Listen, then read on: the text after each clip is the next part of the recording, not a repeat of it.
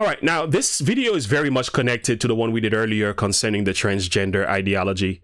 What we got going on here in this one is that we have a surgeon actually who came out publicly admitting that these surgeries that he did was not right to these individuals. Now, this is a matter that we need to talk about, friends, because, you know, we have so many kids today that are just being butchered, taken advantage of.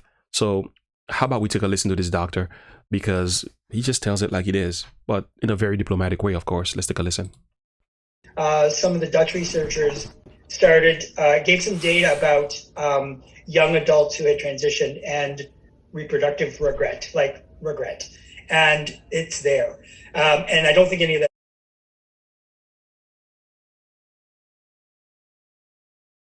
Okay. That's going to restart in a minute. Let me refresh. Oh, okay. It's restarting now. And it's there. And I don't think any of that surprises us. I try to talk about it, but most of the kids are nowhere in any kind of a brain space to really talk about it in a serious way. That's always bothered me, but you know, we still want the kids to be happier in the moment, right? On Monday, October 3rd, the American Academy of Pediatrics, the American Medical Association, and the Children's Hospital Association delivered this letter to Attorney General Merrick Garland, claiming increased violence against providers of transgender or gender-affirming surgeries due to disinformation. Now, this comes on the heels of Project Veritas receiving inside tape from within the World Professional Association for Transgender Health, feigning regret regarding their 14-year-old patients. Last week at the Pediatric Endocrine Society, some of the Dutch researchers gave some data about young adults who had transitioned and reproductive regret, and it's there. And I don't think any of that surprises us. It's always a good theory that you talk about fertility preservation with a 14-year-old, but I know I'm talking to a blank wall. And the same would happen for a cisgender kid, right? They'd be like, ew, kids, babies, gross. Or the usual stock answer is, I'm going to adopt. I'm just going to adopt. And then you ask them, well, what does that involve? Like, how much does it cost? Oh, I thought you just went to the orphanage and they gave you a baby. No, it's not quite like that. I think now that I follow a lot of kids into their mid-20s, I'm always like, oh, the dog isn't doing it for you, right? Yeah, they're like, no, I just found this, wonderful partner and now we're kids and da-da-da. So I think, it doesn't surprise me, but I don't know still what to do for the 14-year-olds. The parents have it on their minds, but the 14-year-olds, it's like talking with diabetic complications with a 14-year-old. They don't care. They're not going to die. They're going to live forever, right? So I think when we're doing informed consent, I know that that's still a big lacuna of that we do it. We try to talk about it, but most of the kids are nowhere in any kind of a brain space to really talk about it in a serious way. That's always bothered me, but we still want the kids to be happier in the moment, right? Now, contrary to Dr. Metzger's own statements, the letter sent to the Department of Justice would consider any criticism or public review of these procedures as disinformation.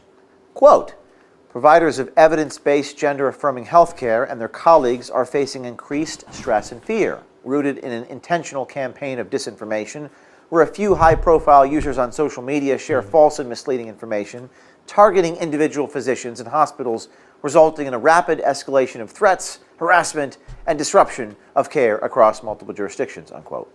In her 2019 review of clinical research, Katrina Rowan, a professor at a New Zealand university, drew attention to a study that young girls between 14 and 19 were, quote, overwhelmed with information and finding it easier to switch off rather than engage with health professionals, unquote. In other words, young people are not equipped to fully understand the physical and mental ramifications of transition surgeries. Check out this news story about the Vanderbilt University Medical Center, where staff have been objecting to these procedures for children. If you don't want to do this kind of work, don't work at Vanderbilt. One video shows Dr. Ellen Clayton telling employees that it is, quote, problematic when they object to providing transgender care.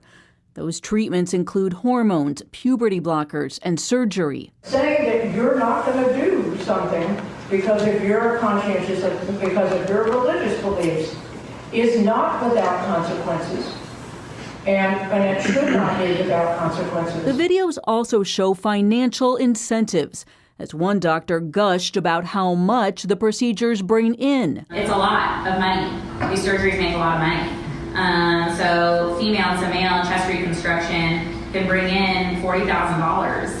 A patient just on routine hormone treatment, who I'm only seeing a few times a year, can bring in several $1,000s. An internal training document from Vanderbilt Medical Center provided to Project Veritas describes surgeries available to children, including vaginoplasty and phalloplasty. Surgeons have been making big bucks marketing directly to teens as trendsetters, like Dr. Gallagher at her Miami medical practice. Follow the money. Yeah, very obvious what's going on here.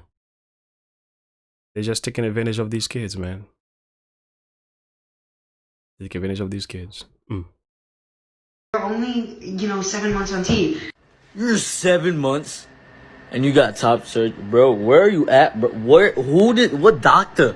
Send me the number. The average cost of a gender transition is about $150,000, and the booming so-called trans tech industry is estimated, according to a 2020 Forbes article, to be worth a mind-boggling $200 billion. Needless to say, big pharma and big medicine are always on the lookout for a growing business. Project Veritas is asking you for your help in exposing medical wrongdoing. Send us a tip, veritastips@protonmail.com. And as always, give us a call. Be brave. Do something. Yep, you gotta get in front of the line, man, wrestling and pushing back against this ideology. I think the worst thing we could do is act like this is not a real problem because it doesn't involve maybe some of our families and children. We have to remember this could be us tomorrow, man. You have sons and daughters, that could be them. Now, if you don't push back against some of this stuff, they're gonna be taken advantage of. They're gonna be left even more confused. So this is a crazy world, man. And don't ever think this is okay, since it doesn't impact you. These watchmen are blind. They are ignorant. They are all dumb dogs. They cannot bark, sleeping, lying down, loving to slumber. They are greedy dogs which can never have enough. They are shepherds that cannot understand. They took all their own way, everyone for his gain from his quarter. Come ye they, I will fetch wine, and we will fill ourselves with strong drink, and morrow shall be as today, and much more abundant. So true. It's just that there are those who know better and they don't say anything.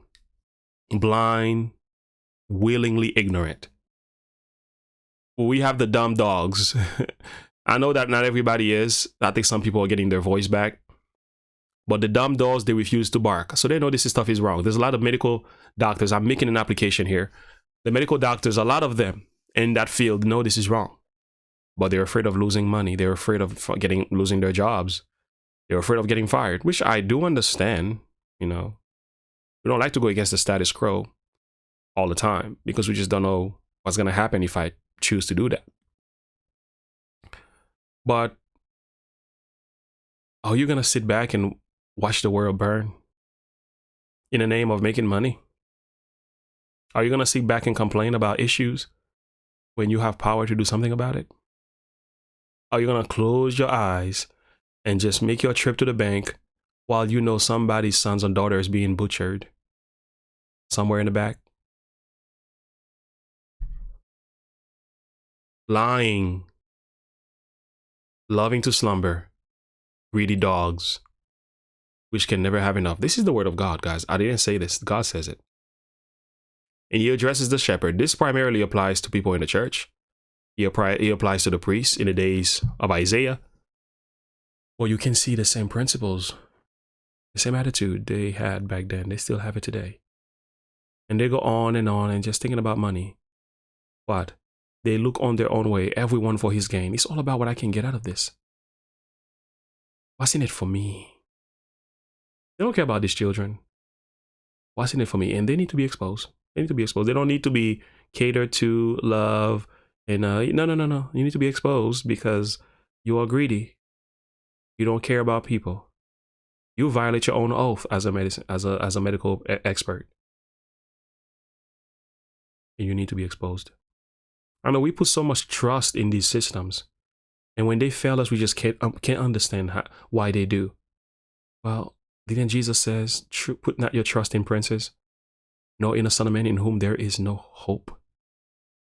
Sometimes we trust the wrong people. Just because they went to school and got a degree and got a PhD, we think they just can't lie. To me, I've learned to realize the people who are more educated, they come up with some of the dumbest stuff in the world. The more educated a man is, it seems to me some of them are more wild. And the level of stupidity in their thinking is crazy to me. Like, you should know better. That's why if you got a degree, just keep it simple. Don't overwhelm yourself. It's like the more knowledge they get, is the more vain they become in their imaginations.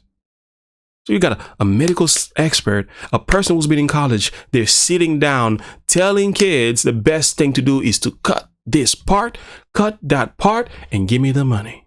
And we sit there, we say we trust them to make decisions for our children. That's just crazy to me.